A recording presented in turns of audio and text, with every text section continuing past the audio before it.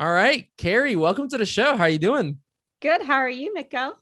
I'm good. I'm stoked. I'm so excited to talk to you because, like we were chatting before we hit record, we both come from the agency world. Well, you're still in the agency world, but we're gonna talk and nerd out about remote work and all the good things that come with it. And also, I'm really excited to have you on because you guys are very people focused at your company, and I think something that I've done a bad job of covering on this podcast is like the mental health aspect of our style of work and how to just kind of have a more balanced, more equal life. But tell me, I know that you are currently, we talked about this in Guernsey, England, which you didn't think I would know about, but I bet people listening to this podcast know where that's at. But you're originally from the US. So let's start with what was your experience moving from the US to the UK? Like, why did you decide to do that? And what was that kind of process of becoming quote unquote an expat? Oh, it is an adventure, that's for sure. Um, so quick backstory, because I'm clearly not from here. My accent is a little bit all over the US. I'm originally from Pennsylvania. You can probably hear a little bit of PA in there. And I moved to New York for a bit, and then Seattle and California and back to Seattle. So definitely from the US. My husband, on the other hand, was born in the UK. His mom is from Guernsey, and he grew up in Guernsey. So that is our connection to this little teeny tiny nook of the world. Last year, in the middle of the pandemic, we found out that our kids are twins. They're 4 going on 5 at the time. And we found out that Guernsey had been COVID free for 30 plus days, and that the kids would start school in September of that year. And we were like, we can send our kids to school. Like, we don't have to keep, we can, we're doing the nanny thing, which is a little tricky with COVID and not seeing any of our friends, not being able to go outside and all these knots. And to know that we could go to Guernsey and send our kids to school and not wear masks and to not social distance and to see our family was just an eye opener. And so in 3 weeks, we made the decision. And then in 3 weeks, we sold everything, packed up, and left. Or took 3 flights, took Seattle to Chicago, which was a full flight in June, believe it or not. Every seat was taken, which was terrifying in the middle of the pandemic. And then Chicago to Heathrow, which was actually very empty and lovely. My kids actually slept for a few hours, which for 4-year-olds on a flight to the UK is magnificent. Took a car. We drove from Heathrow. There was 1 flight a day going out of Southampton, the very south of the island of England, to Guernsey. And so it was quite the 24-hour excursion. We isolated for 7 days, and then we were, as long as our test came back negative, which they did, we were free to go. So yeah, I mean, that's how we ended up here, and the adventure that it's been. It's definitely been an adjustment. I'm learning a whole new vocabulary, especially with my kids in school.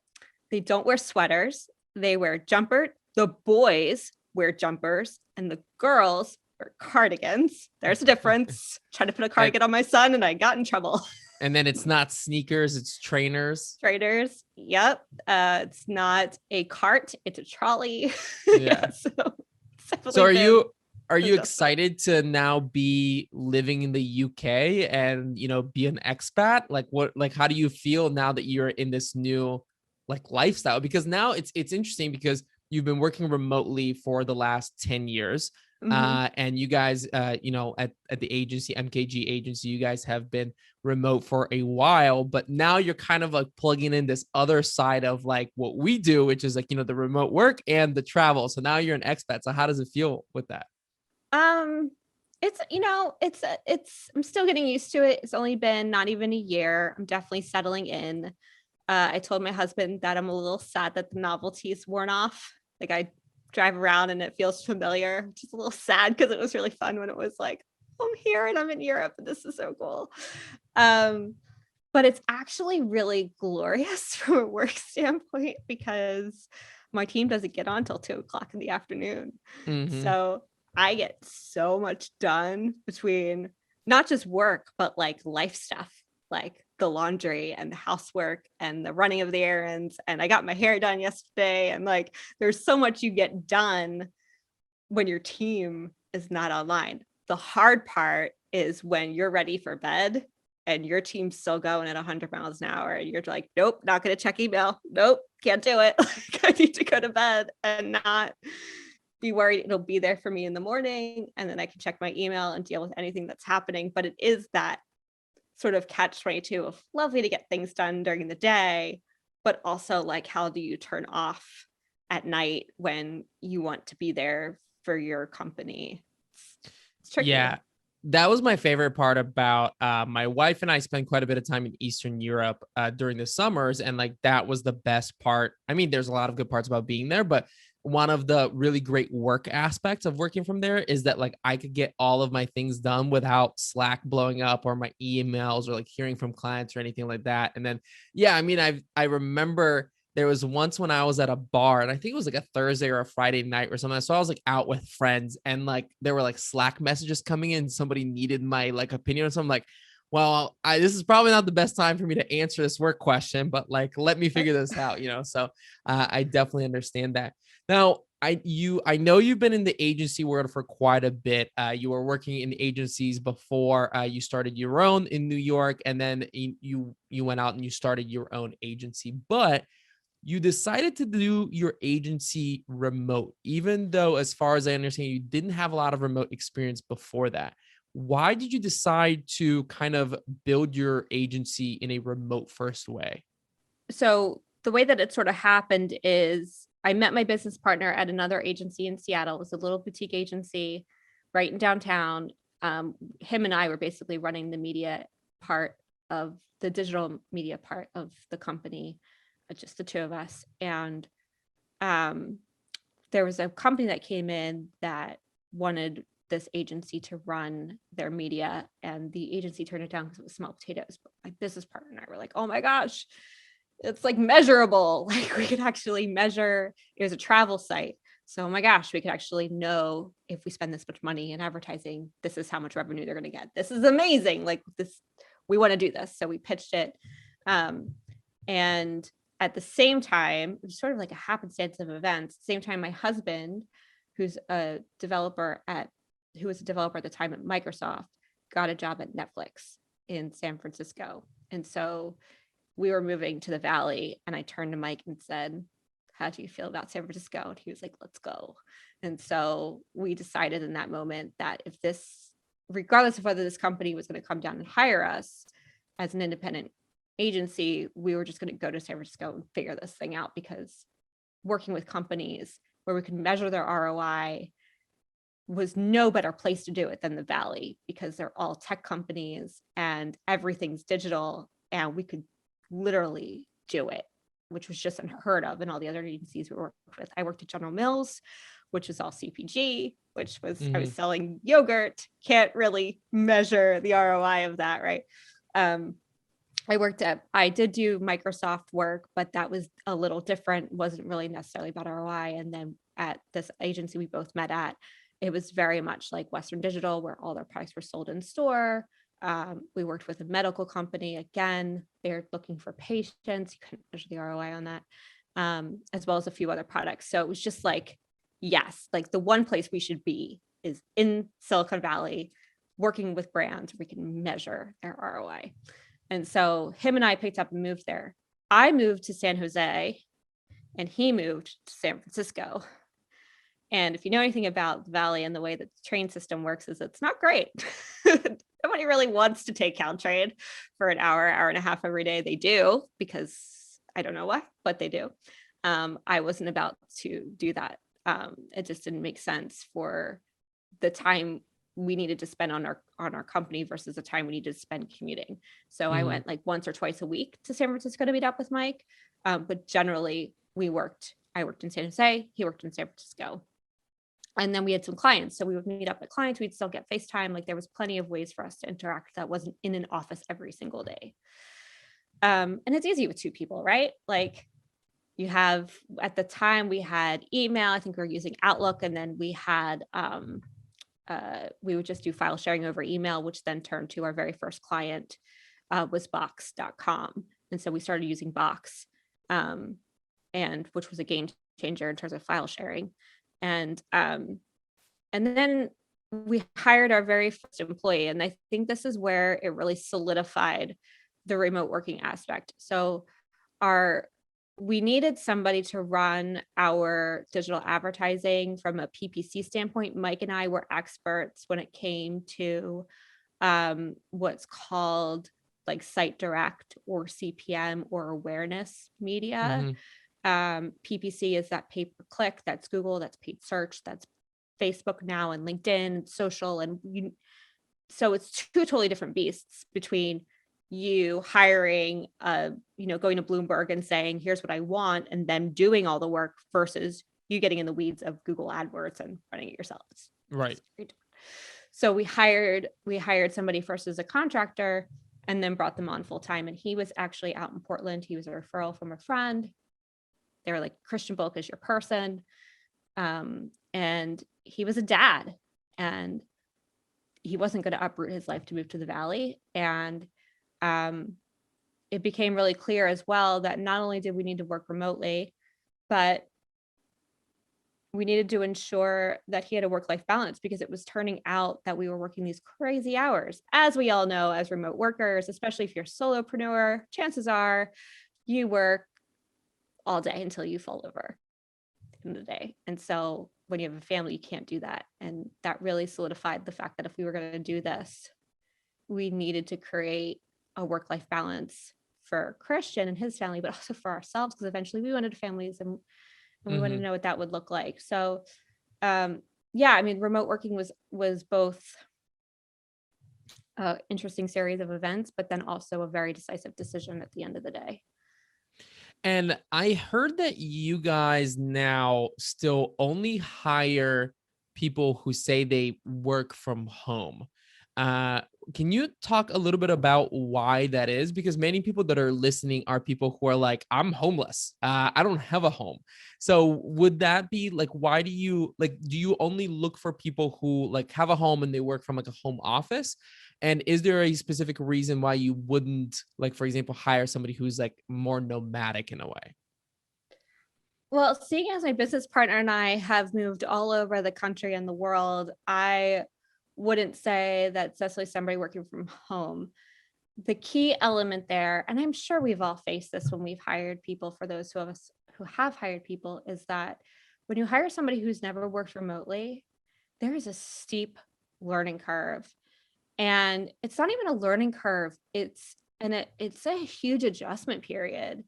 And when they don't know how to communicate unless they're in person, it's devastating to their mental health and their ability to function. And it's just not really fair to ask somebody who's never done it to then start doing it. I think that was one of the crux challenges of the pandemic and everybody being thrown into remote work overnight who have never done it, is the isolation of it, not being prepared for it, or knowing how to ask for help or get what they needed in a remote environment. It takes a very special skill to navigate that. You have to raise your hand and say, I'm stuck, or I'm looking for help, or what do you think about this? Or can we set up a meeting? Like, you have to do that outreach, because unless you have the right team in place who are used to working remotely, who, we just sort of put the right management system in place to now have somebody who literally reaches out to every single person weekly to ask them how they are, right? Which I think is a necessity these days, especially for those who've been thrown into remote working overnight. Like, there's a level of you advocating for yourself and also the company needing to make sure they have the right support system in place. And if those two things don't happen, and they both have to exist, you can't have one without the other. Even though we had people who were advocating for the employees, if you weren't able to reach out yourself, there was just this isolation that was immediately created. And we had people leave. They were like, I tried it, I really did, but this just isn't for me, and I need to go back to an office. And it's like, that's totally fair. But it became very clear that we needed to find people initially that knew they wanted to work from home, regardless of whether they had done it before, they knew it was a lifestyle they wanted, and they wanted help figuring out how to do it. And that was a conscious decision they needed to make. Now it's a whole different world.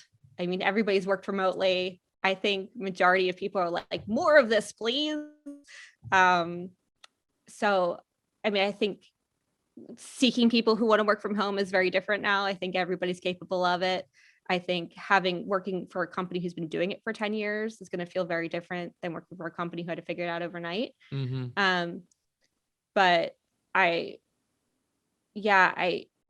original stance there was more around finding people who really wanted the lifestyle versus were just taking it because they felt like that's all that was available in the moment.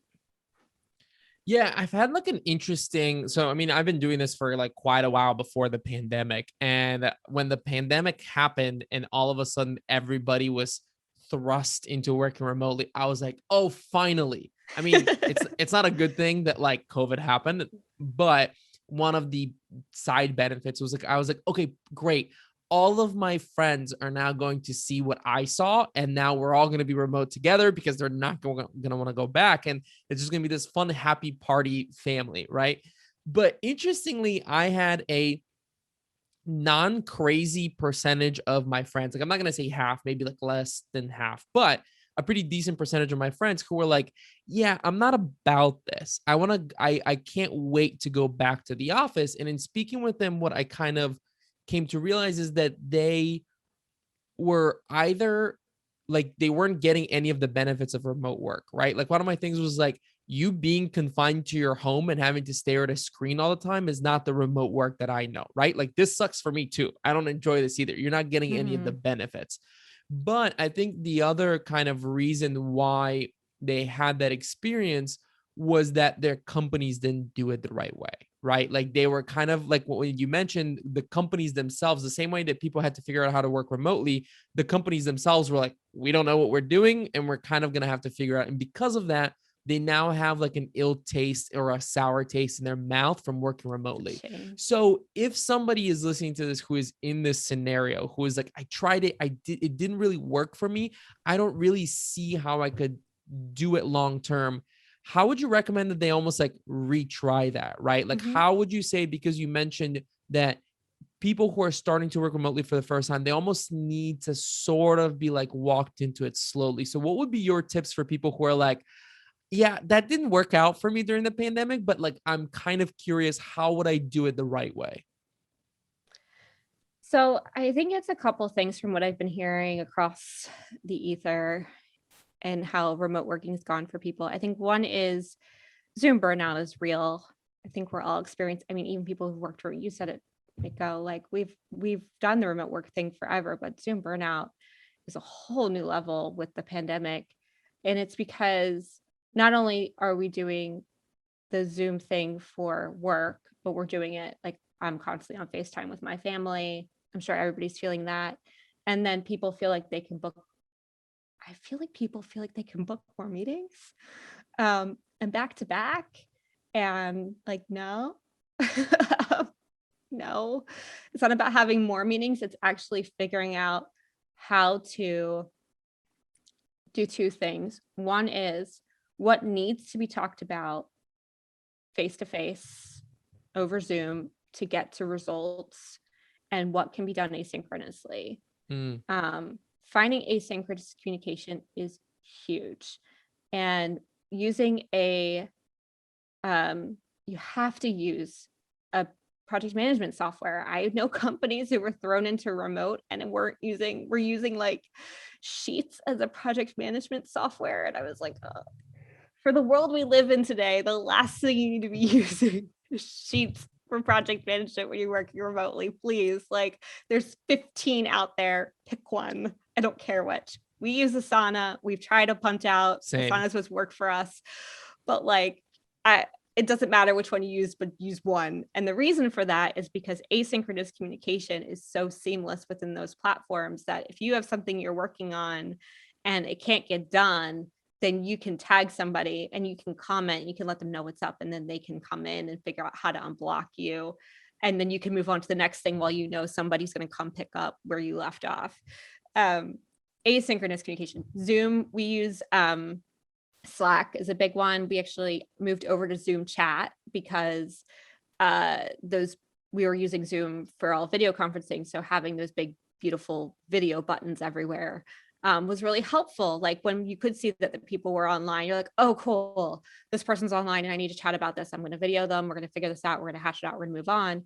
But if they're not online, you can chat them and say, here's what I'm thinking. Here's what I'm struggling. Or I wanted to get this out of my brain and over to you before I move on to this other thing.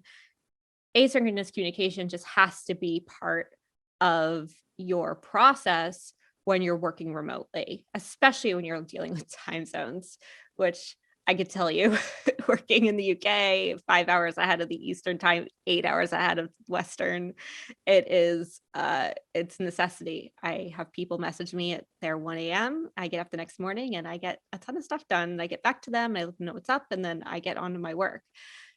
Got to figure out asynchronous communication. The other thing that I feel like went sort of haywire, I don't know if you felt this, Mitko, I'll be very curious as you're talking to your friends, but one of the things I found is that micromanaging became a thing. Like people, because they can't see you and know what you're working on, like how could you possibly be getting anything done? And so I got to check on you all the time. And are you on task? And are you doing what you're supposed to? And like nobody likes that in an office, whether alone remotely. That sounds terrible. And so again, having that system in place, the beautiful thing about Asana is there's no hiding. Everything is timestamped. So if you're assigned something and you move it, your manager finds out, right? So people don't need to hover, but there's this lovely transparency. So if you are kicking ass and you are getting shit done and your managers can see that, they're gonna leave you alone. Great, their stuff's getting done. I can go over here and do what I need to get done. Or I can check in and just say hi because I like them as a human and I just want to see how they're doing. Or, oh my goodness, they got a ton done today, more than they should have. And that means they're not getting any breaks. Can I go check on them and make sure that they're okay? Like, why are they hiding in their work? Right. And then it becomes about other things rather than trying to like tap somebody on the shoulder constantly. Like, are you working? Are you working? Are you working? So I would say if you were to do it again, make sure you have the right systems in place so that there's trust and transparency between the teams and that there's asynchronous communication. So you don't feel like you have to be at your computer all the time.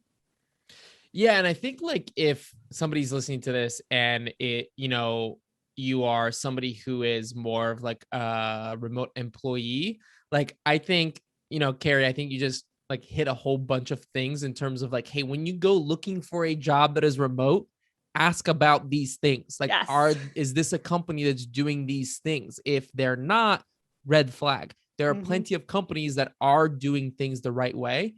That you can go and work at. And I totally agree with you. I mean, the two big things that I saw were communication was just like haywire. Like people were just calling each other and on Zoom all the time. And like there was a study that just came out. Actually, I think it was Microsoft did this study about literally Zoom fatigue. And they were saying that if you do back-to-back meetings, Zoom meeting after Zoom meeting, you can actually measure a decrease in mental performance. And I was like, who's doing back-to-back Zoom calls? Like, yeah, I don't need a study to tell me this. Like, that's just ludicrous. Like, I can feel it, right? And so I totally agree with you. And then the other thing that I heard that you also mentioned was I actually had a friend who had they started working remotely. They got kind of pushed into it. And they had a software which tracked their mouse movements. Oh, I heard about this. And if their mouse did not move, I don't know, however they track this, their pay actually got docked. Like that hour ended up being like an hour of break. And to me, that's just like insanity because you cannot like go from working remotely or from working in an office and then just like try to do it online. Like there needs to be a lot of trust, in my opinion. And I don't know if you're familiar with the company Time Doctor. No, I'm not. Tell me more. So Liam Martin, he's been a guest on the show before. He's kind of like a big time remote work proponent. And he also has a pretty nice event called Running Remote. So he's big into the remote work. And Time Doctor is a time tracking tool for remote work. And even they don't track time. Like his whole thing is we track time of our employees, but we use it for data, because then when we go and we work with our employees, we can say, hey, like, we believe that you should be doing, your output should be at this, but it looks like you're working less than what everybody else is working. So perhaps we can try to push it up a bit more. Or like, they just use it for data, but they're not actively like, did you work 8 hours? Oh, you worked 7.6. We're docking your pay. You know what I mean? So the fact that even somebody who runs a company that does this is not tracking time in this way, I think is a really big evidence that you just shouldn't do that. But I'm curious, one of the things that I saw about MKG was that you guys define yourselves as people first. So what does that mean? Like, what do you do that makes you people first? Everything. It's our core values. So every company should have core values. If you've worked for companies who don't have core values, when you walk into your next interview, you're going to ask the company about their core values. If they don't have any, you're going to turn around and go running far, far away. Every company should have core values, and everybody should know what those core values are and how to live by them. And so one of our core values, our very first one, our most important one, I think, is people first. And it evolved. Initially, it was very much about Mike and I ensuring that we took care of our people. Do they have their basic human needs met? Do they feel like they're safe? Do they feel like they belong? Do they feel like we trust them and that there's that trust there? So basic human needs. And then we realized that it transcends our people, because if we take care of our people, then our people take care of our clients, who are people. And so it's really come down to just remembering that we're all human and ensuring that we all feel that way, that all of our basic human needs when we come in contact with anybody is being met. Do our clients feel like they belong, or do we belong within their organization? And there's that symbiotic balance. It comes down to every decision do we make. Every time we go to decide something, whether it's, we're at a crunch in terms of revenue, how are we going to take care of our people? What do we need to ensure? Well, bottom line, are we going to make their paychecks and their benefits?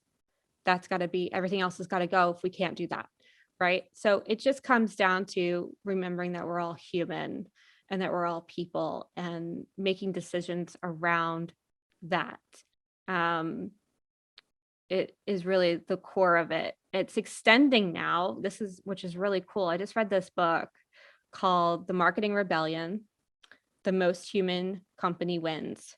And I just had the writer on my podcast, and we totally nerded out super hard, because he's right in that mass marketing is going away. It's already started, and it's going to slowly disappear. And what does that mean? I mean, marketing isn't going away, but mass marketing it is. And trying to figure out, what do you mean by mass marketing? Mass marketing is like scale. Like, how do you get in front of as many people as possible with the same message and hook them? And it's that sort of see it like a buy it. They're going to see your like ad. a TV ad on the Super Bowl, for example. Yeah. Oh, yeah. That's totally mass marketing, right? Even if you're on Facebook and you see the same ad over and over again, that's mass marketing. It's the same message. Probably thousands of people are seeing the same message, and they're hoping that a small percentage of those people who are seeing the ad are going to click on it, get to the website, and buy something. And people don't want it. People haven't wanted it for a long time, but now they're, with policy and things, and big companies like Apple stepping up to the plate, Google stepping up to the plate to make policy change, that's becoming very real. And so people first is actually going to transcend even to our clients' customers, of how do we remember that our clients are selling to people, and what does that even mean? And it's giving back control. It's giving back control to the employees. It's giving back control to the clients. It's giving back control to the customers of what it is that they're looking for, and then meeting them in that place, rather than shoving your message down, or just saying, you're going to show up 9 to 5 and you're going to do exactly what I say. And that's it. Like, end all be all. Like, that's not the world we live in anymore. And that's not what people want. And you're going to fry people from a company standpoint, and there's churn and burn, and that massive turnover in that, I mean, agency world, right? That's the world we lived. I mean, I don't know about you, but I think I stayed at an agency maybe a year and a half tops. And then clients, you don't treat clients right, and then they, leave after 2 years, and then same with customers, so it's really has to come back to being human, creating those human connections again, remembering how to just support one another. And that's really what people first, the very long version of what people first means.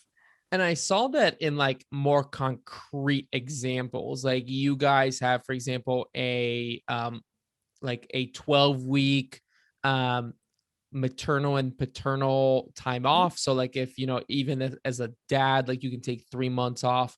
I saw that you guys have 20 days of vacation, and these things are like kind of unheard in America. I think in Europe, it's more like regular. Yeah.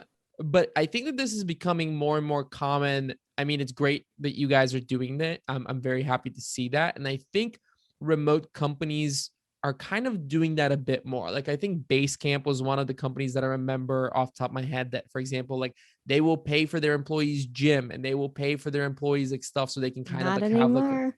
not anymore. It's gone. Oh, you didn't hear that? We'll get that. That's a whole Okay. other story. But You should go okay, look up at some where point, they're at. I read the whole thing that happened with Basecamp, but I wasn't aware that they took the gym stuff away. But anyways, like my question is, I think that that's all well and good for larger companies that have a larger revenue and can afford it. But do you have any tips for people who are maybe not yet at that level? Maybe they're working with a few people. Their revenue is not quite so high yet to support these sort of large benefits. Like, what were you guys doing in terms of like hardcore benefits when you guys were still smaller? So I want to take a step back because you make a really important point. A lot of what I said around people first and our core values is a philosophy. That's how we feel about the way that we want to treat everybody we come in contact with. And we can say all we want in the land, but you got to back it up. And in backing it up, that comes to the benefits, the policy, saying what you mean, but more importantly, doing what you say, right? And so, yes, we have these pretty extravagant benefits. I say extravagant because in the US, in some cases, they are. You're right, we have, I'd say in most cases they are, but 12 weeks for maternity and paternity fully paid. I think after being a mom and having my husband home with me, it's just as important for a dad to be home with a family as it is for a mom. A mother needs that support, being a new mom especially. 20 vacation days came from a funny story where actually we sort of adopted the Netflix style because, like I said, my husband was at Netflix at the time, and their policy for vacation was none. We didn't care if you take vacation, unlimited, do what you will. Well, as data shows, including in our agency, nobody was taking vacation. Going back to being people first, we need people to take vacation because if you don't turn off and walk away, you don't get a chance to rejuvenate. And so we were like, okay, 20 days, use it or lose it. People generally don't use the 20 days. That's a lot, especially when you give 17 holidays on top of that, because we always close for Christmas to New Year's and try and follow like a kid's school schedule. But that's not the point. The point is that it's there. And if you know that you have a countdown, you're more willing to use it than if you don't. So it's more about your values. What are you trying to do? And what are the policies and the benefits you're going to create? When we were just a few people and we didn't have necessarily the clout to do some of these things, we gave extra money. So we gave really good salaries to offset, like go get your own benefits. The good news is now there's a lot of tools out there like Gusto. We use benefits that actually really support small businesses and helping them get benefits for their employees, even if you're only like 5 people. So we didn't have like I said, we didn't really have benefits. We offset it with salary.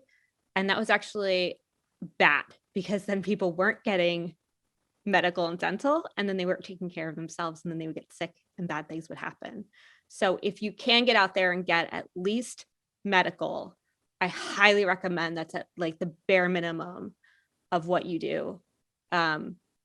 Vacation days and medical. If that's all you can do, that's all you can do. But I would say that's the bare minimum in terms of benefits and what you can afford. And then just figuring out what your policies are. There's a lot you can do in terms of creating the right culture around just having some of the right policies. Like one of our policies is no client emails after 6 p.m. your time zone. It sets a really clear precedent with the client of you can email us all day long. We'll respond to you in the morning at 8 or 9 a.m. It's just having those clear boundaries really helps your team. It helps clients not overwork you. And it sets that precedent of people first. You're going to go have a life outside of work. That's really important to us. And here's a policy to prove that. Yeah. And I think like displaying and talking about your policies and your beliefs and, like you said, your culture and your values will help like attract employees that are right for you. And I also think some like clients, I mean, I think to a lesser extent clients, but clients definitely are going to be like, okay, these people seem cool and like normal. So I want to go and like work with them because if they treat their employees like this, they'll likely treat me like this.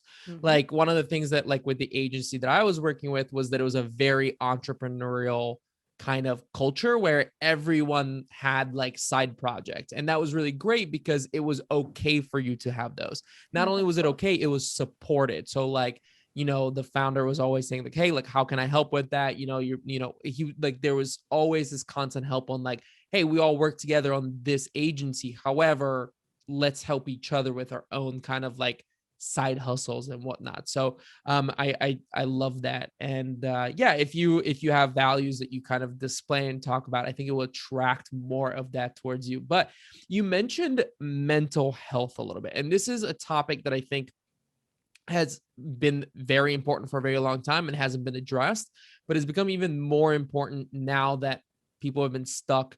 We've all heard these stories of people who now are working remotely and they're getting depressed and all these sort of things. So what are some things that people who are working remotely, whether they are employees or they're entrepreneurs who are remote, like what can we do as remote first people and a community to kind of keep ourselves going, keep our mental health up, and not go into those dark times that remote workers experience? So dark. We've all been there. Let's be honest. Even though we're remote first, we've all been there.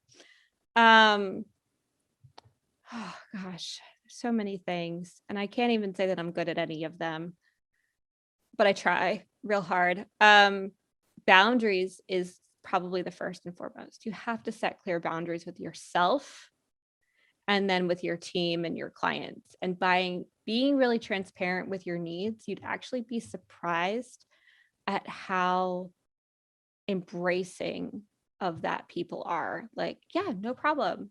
You go take care of you. Like, I'm sorry, I don't work 5 to 8. I have to be with my family and make dinner and help get my kids to bed. So we're going to need to move that meeting to another time. No problem. Totally understand. Absolutely need to be with your family, right? I think that if you constantly break those boundaries, then you're setting a precedent with people that you don't have any. And then you run yourself into the ground because you feel like you have to be everywhere all the time. And it's not sustainable. I come back to sustainability a lot. What's sustainable? My husband called me on it today. He was like, it seems like you're, because he goes into the office on Tuesdays and Thursdays. And he's like, it seems like you're working when I leave at 9 o'clock in the morning. And then I come home, you sort of help with the kids with getting snack, and then you're off to meetings until 5. And then you're meeting again from 8 to 10. This seems like kind of a lot. And I'm like, yeah, I'm not technically breaking my boundaries because that's normally how I normally work 12 to 5 and then 8 to 10. But when you're not here and we're not going and running errands together, yeah, I do tend to work. I probably should find something else to do with my time, right? So I think setting very clear boundaries and sticking to them for yourself and then communicating those to your team is first and foremost. I was recently diagnosed with general anxiety. I think probably half the world after the pandemic was. I think mine comes from having kids, probably a little postpartum in there. There's a whole new aspect to being a mom and trying to run a business and being little Miss Do It All that comes with a sense of, a lot. And so I sought out a doctor and I said, tell me what I'm doing wrong. And I saw two of them. It was interesting because I saw one in the US and he was like, well, I can give you medicine or we can do it the hard way. And I was like, well, medicine actually sounds harder than doing it the other way. So tell me about the other way. And I didn't want to take medicine for my own. I'm just very sensitive to it. And so he gave me a book called Mind Over Emotion. And it's recognizing when you're spiraling and how to regain control over what's real and what's not. We love to make up stories as humans. There's plenty of data to show that, right? People remember stories more than remember data. And we do. We make up stories and then we spiral and it's really bad. So I got a doctor. So he gave me this book. It was awesome. But then I came to Guernsey and I things got hard again because it's a new country. I'm trying to get my feet under me. I'm still trying to do little Miss Do It All between a family, getting kids to school, running a business from, now with a very big time difference. And that doctor was more of like, you just need to breathe like a lot. That's a very European answer. Yeah. All the time. So 5 times a day, you're going to sit and you're going to breathe. 7 breaths in for 11 out. You're going to do 5 of those 5 times a day. Ready to go. And actually, it was a huge game changer. So I think everybody needs to find what's right for them. But I think the first thing is recognizing that whatever something's off, right? Can't get out of bed. You're feeling really tired. Everything feels really hard. You don't love what you're doing anymore, even though yesterday you did. Recognizing sort of those shifts in your mood and your universe and being like, I need help. So as a individual, that's what I did. From a company standpoint, it's really hard remotely because you can't see people, right? So you can't see that you walk by somebody's desk and it's been empty or they're coming in later and later and later. Luckily, we have some systems in place that negate some of that. So we use, like I said, we use Zoom chat and we have a general room. That's when people come say hi. When they winter for the workday, they let people know that they're there and then they get to work and then they let people know when they're taking breaks or when they're headed out or whatever. We don't care where you are. We just need to know where you are so that if we're trying to get a hold of you, we're not chasing our own tail. So there is definitely some key elements that you can look for on those chat channels of how people's behaviors change. Do they share a ton of gifts normally and now they're not sharing any for the last 5 days? Has their language changed? Maybe their mood's a bit off. The first thing to do is to call and check in on them. How are you? How's it going? What's really hard today? And then figuring out how to clear their schedule and give them time. We say a mental health day is a sick day, and we have unlimited sick days. So please go take time away from all of this to go ride your bike, to have a duvet day, as they like to say here in England, where you crawl under your duvet and you watch TV all day. Like whatever a mental health day means to you, go get it. It's not going to count against your vacation. Just go take care of you for a minute. And I mean, I don't even think that's enough. I think that's the best we can do as a company, just checking in on people, making sure they're okay and giving them the space to, get their feedback under them. But I think individuals need to find, the other thing we started offering, which I think was really huge, was coaching. So not leadership coaching, but coaching. So there's this really great company called Inward. They're out in Canada, phenomenal people. The woman who started it was very much about making coaching accessible. So it's just like a flat monthly rate for a certain amount of hours that you fill. And it's just however you rotate employees in. Employees will start weekly and then they'll go bi-weekly and then they'll go monthly. And so hours free up for the next batch, next round of people to go in. So it's really awesome. And I've heard amazing things from my team of how incredibly helpful that's been to just have somebody to talk to. So I think there's definitely things we can do from a company standpoint, but it does need to come from the individual. And they also need to recognize that there's things that they probably need to do as well, from a mental health standpoint. It's the same as going to your normal doctor every year to check in and make sure things are working right. Right. Like, What about like in terms of daily routines? Because I think this is something that remote workers really struggle with, especially those who are new to it, is that all of a sudden they think that they don't have any sort of schedule, right? And they're like, oh, I can like work whenever I want to, and it's always going to be different, all this kind of stuff. But like, what are some of those? I guess I would say like, I kind of call it like like the toothbrush, right? Like brushing your teeth. Like, what are those sort of like healthy routines to keep up with if you're working remotely? set your hours. Doesn't matter what they are, but they need to be consistent every day. So my hours are generally, I know I broke them the last few days, but generally my hours are noon to 5 and then 8 to 10. And my schedule, my calendar blocks everything else off. So people can't book me when I'm not working. So having clear hour, consistent, don't change it every day.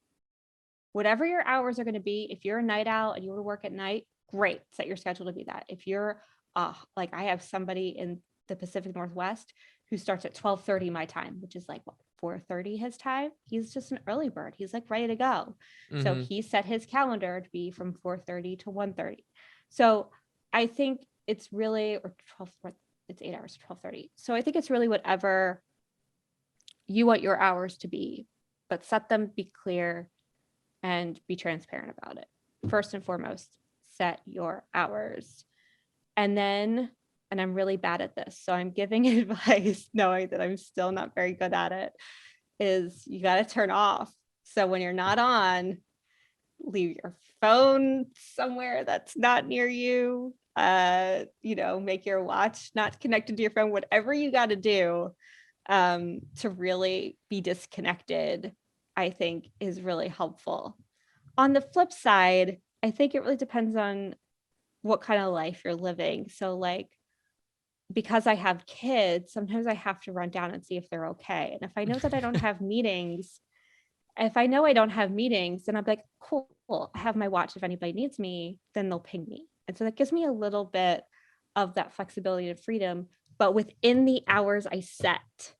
So I think it's just really, and then coming up with routines around that. So having your coffee, getting some work done, taking a lunch every day at the same time, these things should happen to help you at the end of the day. The goal, right? The goal of a set schedule, like brushing your teeth, is what's that period of unwinding? What's that period of my day is over?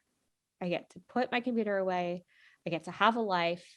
I get to go to sleep and get normal sleeping hours. That's really what the goal is at the end of the day. And so finding that schedule that works for you, I think, is the crux of it. Yeah, I agree. I think that a lot of people who start working remotely and like become digital nomads are like, no, like I don't want to schedule anymore. Like I've been like held down by the schedule for so long, and no longer I'm going to be free as a bird and work whenever I want to and do whatever I want to. But like you get the most freedom, in my opinion, when you have a schedule. As like you said, you can be whatever you want it to be. Like one of the things I'm experimenting with at the moment is I'm calling the 3-3-3 schedule. So I do 8 to 11, and then that's 3 hours of work. Then I take a 3-hour break where I try to go and do something, like because I find myself after a few hours of work, I kind of get like really low and I kind of want to like go outside and do something. So I go out there, I do something, I have a lunch, and I come back and I do another 3 hours of work, and I'm done by 5 anyways. And if you can't get your shit done in 6 hours, then you're doing something wrong, right? Like if you can't have a productive 6-hour day, then you're doing something wrong. So yeah. And I think just experimenting is fun. Like, see like what works with you, try different things, and then, go with what works best. Kerry, thank you so much for being on the podcast. This has been a lot of fun. I really enjoyed getting to kind of hear how things run with you, how you guys built the company. Let people know if anybody is listening and is like, listen, I love this company. I want to work for MKG. Where can they find you guys? Are you looking for work right now? What sort of people are you looking for? And on the flip side, if somebody's listening is like, I need a marketing company, they sound awesome. Where can they find out more about you guys? Yeah. So our website's mkgmarketinginc.com. We're in the middle of an overhaul. So if you get there and you're like, that's not exactly what she said, that's because it's coming and it's going to be glorious. You can find me on LinkedIn. I live on LinkedIn. It's my favorite spot to be to meet people. Please feel free to connect with me. I'd love just to connect with people. I have a podcast. If you're a marketer in tech and you want to be a guest, let me know. I just think it's great to connect with other people that way. And if you're looking for a job, we are currently hiring an account director. So feel free to head to the website and under jobs, check out the account director position. We're always looking for people, even if we're not currently hiring. So if there's other jobs there that look interesting to you, please sign up, and I'll get back to you and let you know when we have a position available. So yeah, mkgmarketinginc.com or find me on LinkedIn.